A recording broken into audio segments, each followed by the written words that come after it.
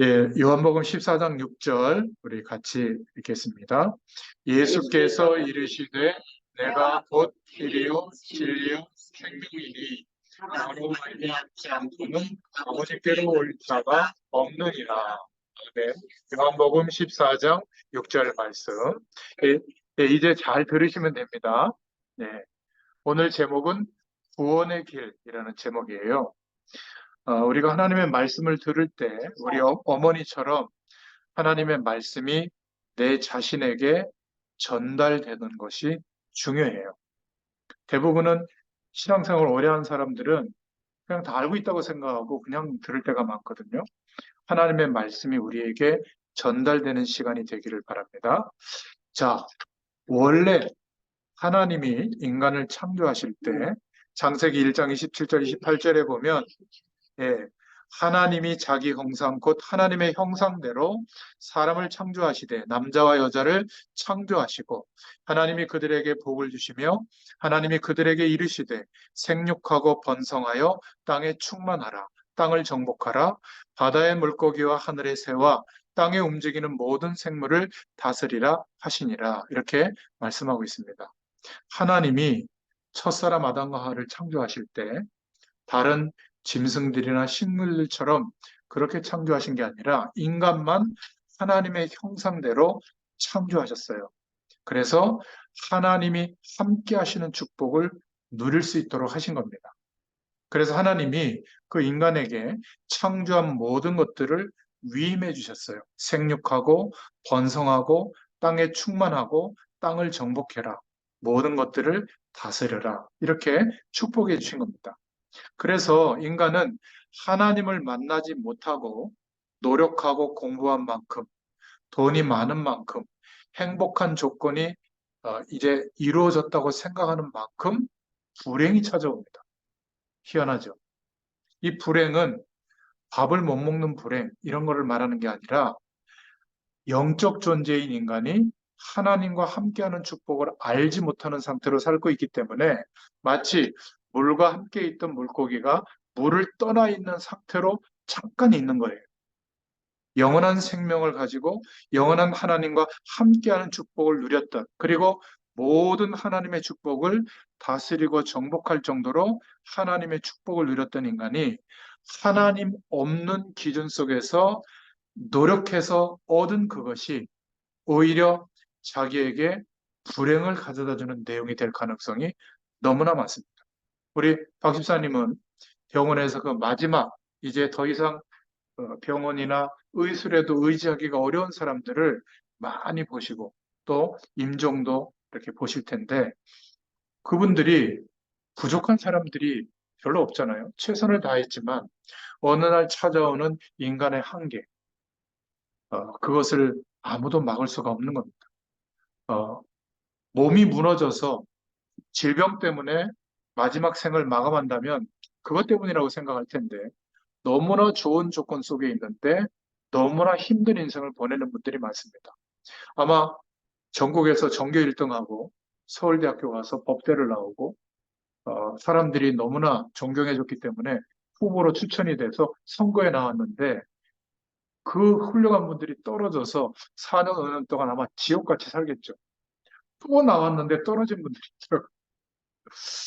참 그분들이 노력해줬기 때문에 우리나라가 발전하기도 하지만 그 개인들을 볼 때는 훌륭한 분들인데, 그죠?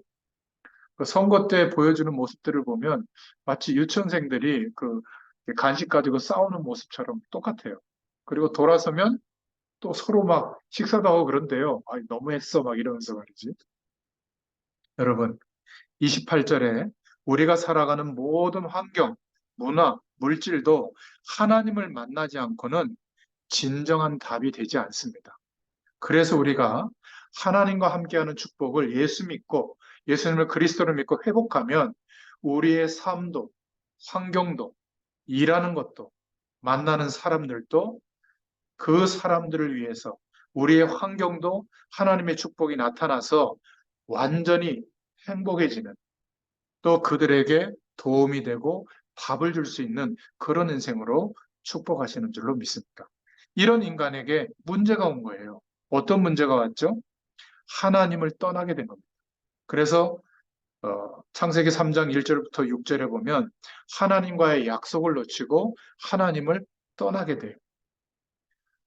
선악을 알게 하는 나무의 실과를 먹지 마라. 그것을 먹는 날에는 정령 죽으리라.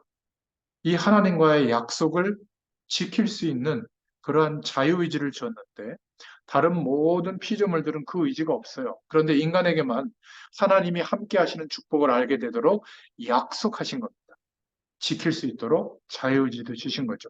이 부분을 사단이 공격해서 선악과 먹어라. 먹는 날에는 오히려 눈이 밝아지고 선과 악을 알게 되고 하나님처럼 될 수 있다.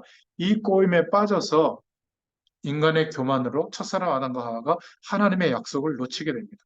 선악과를 먹게 되죠. 그 결과 로마서 3장 23절에 모든 사람이 아담과 하와 이후에 출생하는 모든 사람이 자기가 하나님을 떠난 게 아니라 하나님을 모를 수밖에 없는 상태로 영원한 생명이 없는 상태로 출생해서 살아가고 있는 겁니다. 성경은 이것을 죄로 말하고 있어요. 그걸 원죄라고 말하고 있거든요. 내가 지은 죄가 아닌데 태어나 보니 영원한 영적인 축복을 누려야 될 우리가 그것을 누릴 수 없는 존재로 살아가고 있는 거예요. 임마누엘, 하나님이 우리와 함께 하시는 축복이 이루어져야 되는데 알아도 우리 힘으로는 그 축복을 누릴 수가 없는 거예요. 영원한 생명이 없기 때문에. 이 문제가 언제 벌어졌죠? 창세기 3장에 벌어진 겁니다. 그래서 자기만 저주를 받으면 괜찮은데 3장 16절, 20절에 보면 하나님 떠난 첫사람 아담과 하와 때문에 환경도 저주가 임하는 것을 보게 됩니다. 결국 요한복음 8장 44절에 보면 영적으로 마귀에게 속해서 살아가고 있기 때문에 뭔가 굿이나 제사나 점이나 고사를 지내는 거나 방향을 잡기 위해서 점을 치거나 이런 것을 하지 않으면 불행하게 느껴지고 불안해서 못 사는 존재가 된 겁니다. 그래서 요한복음 8장 44절에 보면 너희는 너희 아비 마귀에게서 났으니 너희 아비의 욕심대로 너희도 행하고자 하느니라. 그는 처음부터 살인한 자요 진리가 그 속에 없으므로 진리에 서지 못하고 거짓을 말할 때마다 제 것으로 말하나니 이는 그가 거짓말쟁이요 거짓의 아비가 되었습니다. 제가 일부러 그 성경 구절을 찾아서 지금 읽어드리는 겁니다. 저희가 찾아놨거든요. 여러분도 꼭 찾아서 교재 뒤편에 한번 써놓고 이런 성경 구절은 묵상하셔도 됩니다. 그리고 복음을 모르는 사람들에게 복음을 전해주고 난 뒤에 양육할 때 이 성경을 찾아서 읽어주시면 좋습니다. 우리 박시도님 어머니와 함께 이번 주에 다음 주일까지 이 성경 한 절씩 와서 읽어드리고 설명해드리면 또 답이 될 거예요. 그러니까 하나님을 떠나서 출생하게 된 것이 원죄 아래에 놓여서 사단에게 속해서 살아가게 된 것이 인간에게 가장 근본적인 문제다. 물론 성격이 안 좋을 수도 있고 돈이 없을 수도 있고 공부를 못할 수도 있지만 그거는 결과적인 문제고 모든 사람들에게 와 있는 태어나면서부터 갖게 되는 근본적인 문제가 생겼다. 성경은 그것을 말하고 있는 겁니다. 자, 이러니까 세 번째로 어떤 상황이 됐죠? 죽음이 우리 인생에 찾아오게 되고 또 반드시 심판이 있게 되고 그 이후에는 지옥 배경이 기다리고 있는 겁니다.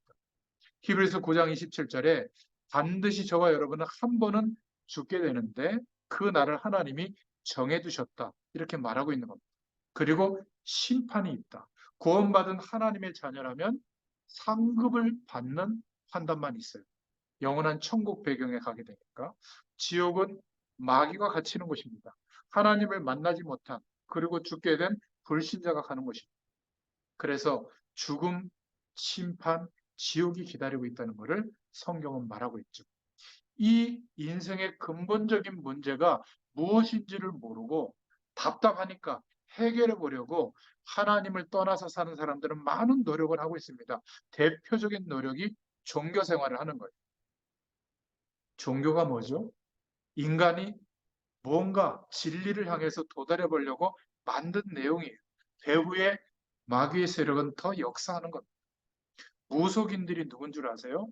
뭔가 신이라고 하는 조상신 이렇게 다양하게 얘기하지만 귀신 들린 사람입니다. 쉽게 얘기하면 다른 이로서는 구원을 받을 수 없나니 천하 사람 중에 구원을 받을 만한 다른 이름을 우리에게 주신 일이 없음이라 하였더라. 베드로의 고백이죠. 예수님만 그리스도의 일을 하신 분이시고 예수 그리스도를 믿고 영접할 때 하나님의 구원과 생명의 축복이 우리에게 회복되는 줄로 믿습니다. 또 사람들은 어떤 노력을 하죠? 골로새서 2장 8절에 누가 철학과 헛된 속임수로 너희를 사로잡을까 주의하라. 이것은 사람의 전통과 세상의 초등학문을 따르며 그리스도를 따름이 아니니라.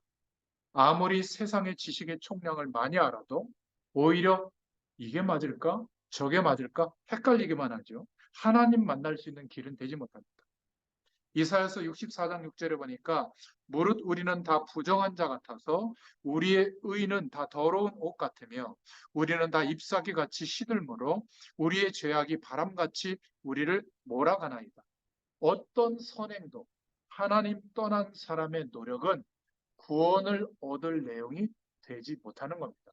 선하게 사는 것은 좋은 것이지만 그 선하게 사는 것으로 내 인생을 해결할 수가 없는 거예요. 그래서 하나님의 말씀 성경은 다섯 번째로 하나님만 이 문제를 우리 인간의 문제를 해결할 수 있다. 그래서 하나님께서 하나님 떠난 우리와 의논해도 될 일이 아니니까 우리와 의논하지 않고 일방적으로 약속하신 대로 그리스도를 보내신 거예요. 로마서 5장 8절에 우리가 아직 죄인 되었을 때에 그리스도께서 우리를 위하여 죽으심으로 하나님께서 우리에 대한 자기의 사랑을 확증하셨느니라. 우리가 하나님을 알기도 전에, 예수님을 알기도 전에 우리가 죄인으로 살고 있을 때부터 하나님은 우리를 구원하시려고 2000년 전에 이 땅에 예수님을 보내시고 십자가에서 죽으시고 부활하심으로 그리스도가 되게 해주신 거예요. 왜죠? 우리를 사랑하셔서 우리를 구원해 주시려고. 그래서 요한복음 3장 16절에 하나님이 세상을 이처럼 사랑하사 독생자를 주셨으니 이는 그를 믿는 자마다 멸망하지 않고 영생을 얻게 하려 하심이라.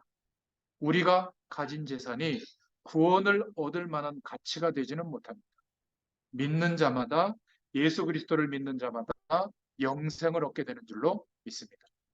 고린도전서 15장 3절부터 4절에 내가 받은 것을 먼저 너희에게 전하였더니 이는 성경대로 그리스도께서 우리 죄를 위하여 죽으시고 장사 지낸 바 되었다가 성경대로 사흘 만에 다시 살아나사 이렇게 말씀하고 있습니다.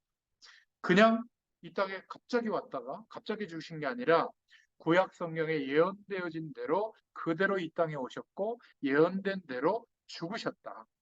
요한일서 3장 8절에 그래서 죄를 짓는 자는 마귀에게 속하나니 마귀는 처음부터 범죄합니다. 하나님의 아들이 나타나신 것은 마귀의 일을 멸하려 하심이라. 요한일서 3장 8절에 말씀하고 있죠. 그래서 영접하는 자, 곧 그 이름을 믿는 자들에게는 하나님의 자녀가 되는 권세를 주신 줄로 믿습니다. 그래서 오늘 본문의 말씀, 예수께서 이르시되, 예수님이 하신 말씀이죠.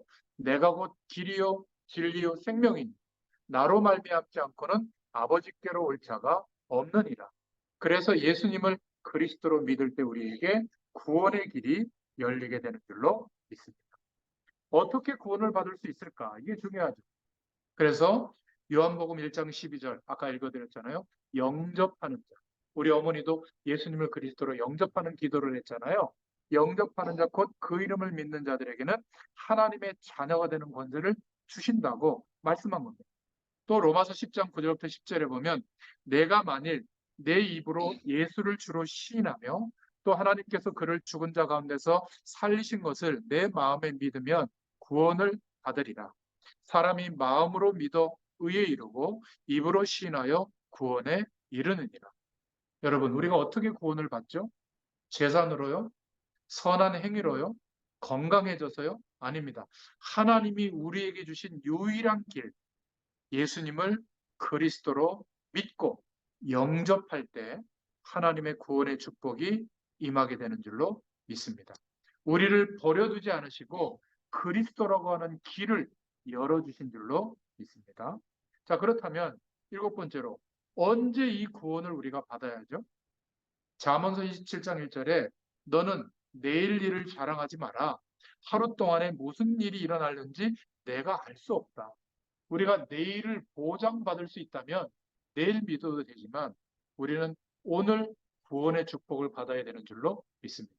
이미 우리는 구원받았죠. 그래서 우리가 제가 어머니한테 기도문을 드린 거예요. 매일 이 구원의 축복을 누릴 수 있도록 예수 그리스도의 이름으로 기도하면 돼요. 오늘 이 말씀을 듣는 분들 가운데 아직 예수님을 영접하지 못한 사람은 기도함으로 예수님을 영접할 수 있습니다. 어떻게 해요? 예수님, 그리스도로 믿습니다. 내 마음의 문을 엽니다. 지금 내 안에 찾아오셔서 나와 함께 해주세요. 나를 하나님의 자녀로 받아주세요. 내게 생명을 주신 줄로 믿습니다. 예수님의 이름으로 기도합니다. 이렇게 영접하는 기도를 혼자 하셔도 됩니다. 이래야 구원의 축복이 임하게 되고 이때부터 여러분의 가문이 살고 여러분의 가족이 살고 여러분의 인생 전체가 하나님의 구원 속에 인도받게 되는 줄로 믿습니다. 자, 그렇다면 여덟 번째로 예수님을 영접하고 하나님의 자녀가 됐다면 꼭 다음의 사실을 확인해야 돼요. 요한일서 5장 11절부터 13절은 꼭 적어놓고 기억하셔야 됩니다.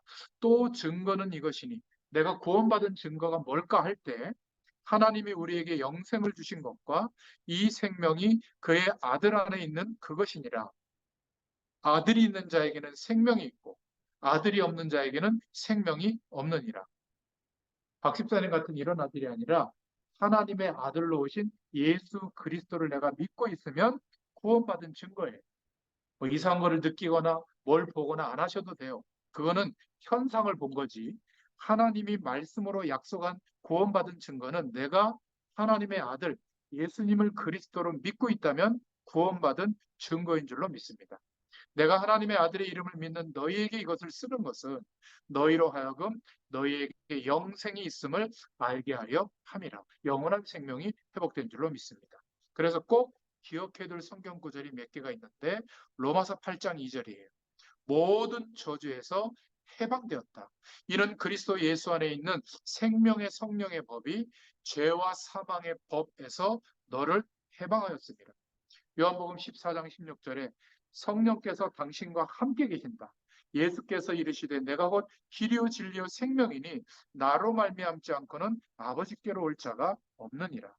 고린도전서 3장 16절에도 너희는 너희가 하나님의 성전인 것과 하나님의 성령이 너희 안에 계시는 것을 알지 못하느냐. 하나님의 거룩한 영, 하나님께서 거룩한 영으로 성령으로 영원히 우리와 함께 하시는 줄로 믿습니다. 우리 어머니와도 함께 계세요.